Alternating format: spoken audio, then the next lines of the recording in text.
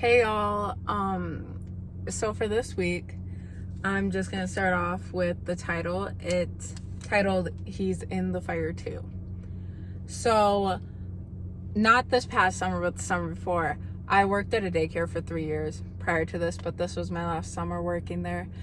And I was offered to be the preschool teacher at the time because we didn't have any preschool teacher, and I was the most qualified out of everyone who had already worked there, out of the aides, and the most trusted. And so I was like, yeah, sure, I can do this. And it was pretty easy, a little difficult at times, but I remember one day in particular, we were cut people, like there wasn't as many people there as usual, but we had so many kids. We usually had about 20 to 24. We had like 32. 3 and 4 year olds at that time. And I was like, oh goodness, how am I going to teach these kids today? Like, it was simple things, the ABCs, around the circle time things, but it was so difficult for me, and I was not prepared for that day. And there were other people there, other aides, other workers there, but they had other jobs they had to do. Like, we had the cook. We had one aide, but she had to hang up and clean things that our boss told her to do. And I just remember sitting at circle time so stressed out. And I was like, oh my gosh, how am I going to get through this hour of circle time? But it felt like it was going on forever. Like, chaos, chaoticness. The kids were not listening. They were running around. They just were not paying attention. And my boss was in her office, and her office was right outside the little circle time area. And she could hear everything that was going on. She knew that she was right there if I needed her, but I was just focusing on like, oh my gosh, I have to do this right. Otherwise she's going to get mad at me. I'm going to get demoted from my job. She's going to have a talk with me.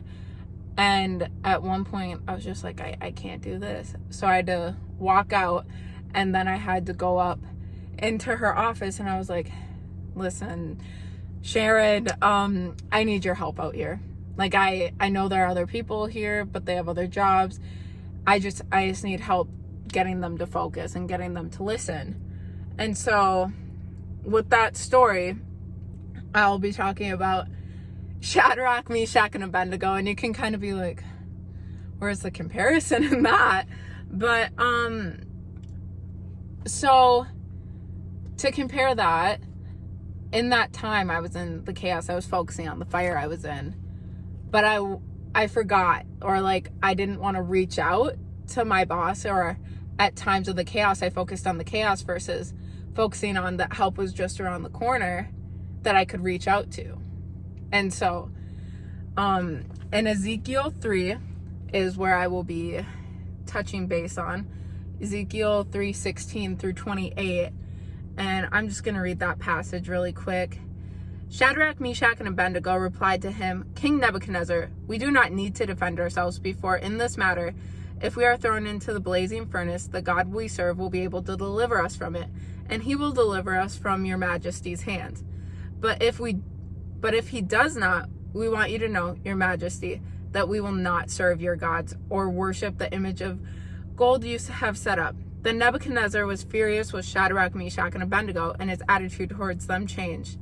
He ordered the furnace heated several times hotter than usual, and commanded some of the strongest soldiers in his army to tie up Shadrach, Meshach, and Abednego and throw them into the blazing furnace. So these men, wearing their robes, trousers, turbans, and other clothes, were bound and thrown in the burning furnace. That seems extra hot with all those clothes. The king's command was so urgent, and the furnace was so hot that the flames of the fire killed the soldiers who took up Shadrach, Meshach, and Abednego. They weren't even in the fire. They were standing outside of it. And these 3 men, firmly tied, fell into the blazing furnace. So that's stopping at verse 23. And just to like think of that, I got put in that position, but I chose to. Kind of like Shadrach and Meshach and Abednego, they chose to say, I'm not going to worship these gods. I'm not going to worship you. I will go through the fire. I will go through this pain because I know it's right. And to continue that to verse 28, As then Nebuchadnezzar leaped to his feet in amazement and asked his advisors, "Weren't there 3 men that were tied up and thrown into the fire?" They replied, "Certainly, Your Majesty." This is what gets me. He said, "Look, I see 4 men walking around the fire, unbound and unharmed, and the 4th looks like the son of the gods." Nebuchadnezzar then approached the opening of the blazing furnace and shouted, "Shadrach, Meshach, and Abednego, servants of the Most High God, come out, come here." So Shadrach, Meshach, and Abednego came out from the fire, and the satraps, prefects, governors, and royal advisors crowded around them. They saw that the fire had not harmed their bodies, nor a hair of their head was singed. Their robes were not scorched, and there was no smell of fire on them. There wasn't even a smell. They were inside the, like, to even think about not getting burned, not getting anything wrong with you, they didn't even smell like the fire that they went through. They didn't even look like the fire they went through. And then Nebuchadnezzar said, "Praise be to the God of Shadrach, Meshach, and Abednego, who has sent his angel and rescued his servants. They trusted in him and defied the king's commands and were willing to serve up to their lives rather than serve or worship any god except their own God." And just the second half of that story really gets to me, because not only did they put their trust in the God we serve, but it altered people's perspective around them.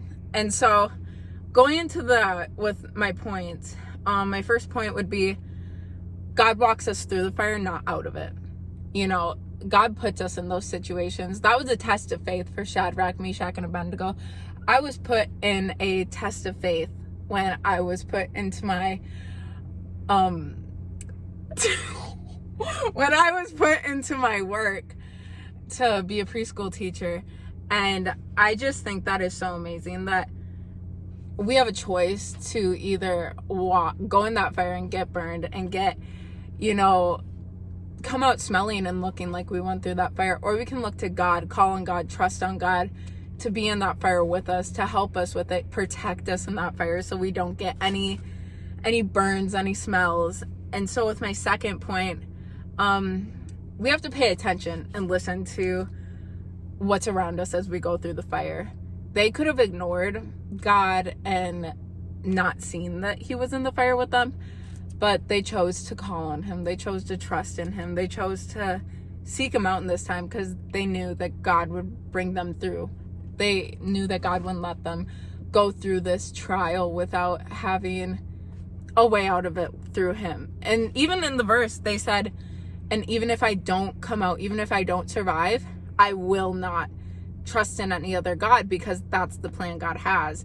Whatever the outcome of these fires, whatever the outcomes of these chaos, whether we come out being super excited and happy about them, or we come out not super excited about our results, it's how God wanted it to be. And it's, the outcome that God put us through to get to this point. And we needed those trials. And lastly, my last point is the power of prayer and praise through the pain.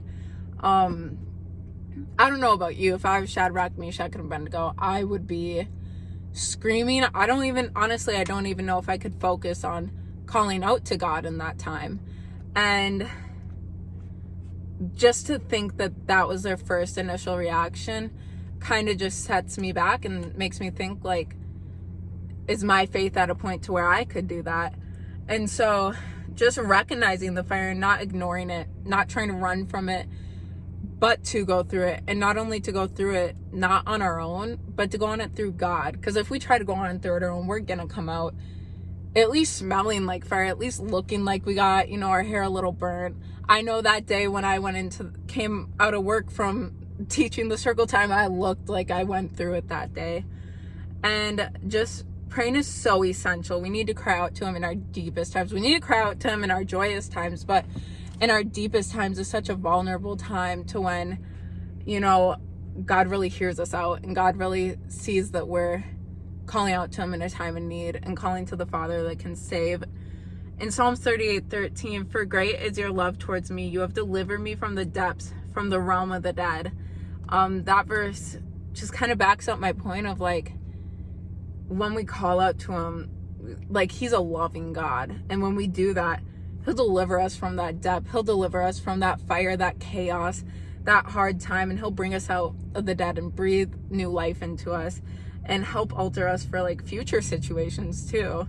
To tie prayer into that, with the praying, we have to tie in praising through the pain, and that's as hard, if not harder, as praying through the pain, because we can pray and say, God, fix me, God, do this, but at that point it can be so hard to be like, God, thank you for putting me through this situation. Thank you for teaching me this. Thank you for letting me experience this hard, chaotic time.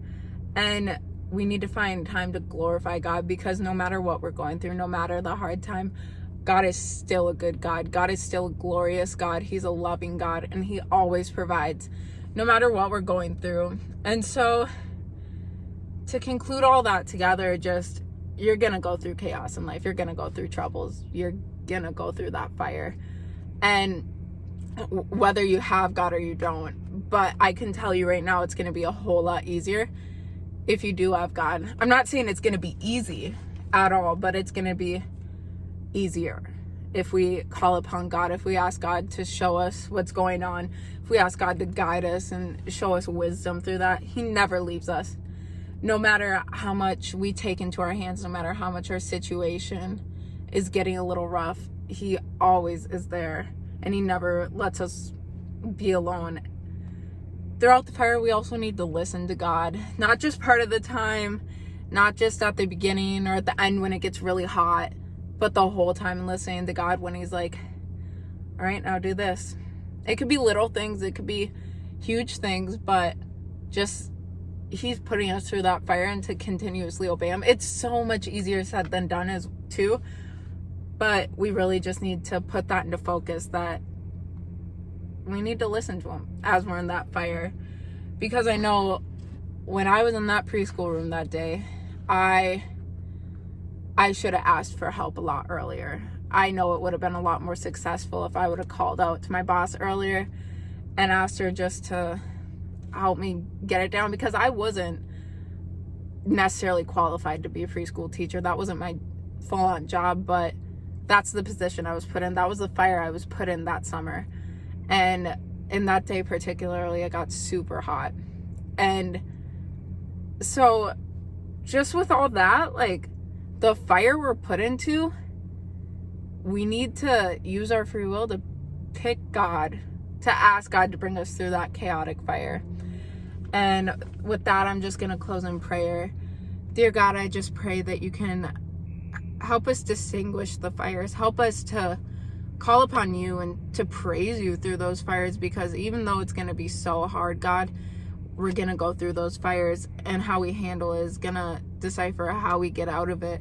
And I just thank you so much for the trials you have put us through and the trials to come, Lord. In your name I pray. Amen. Thank you.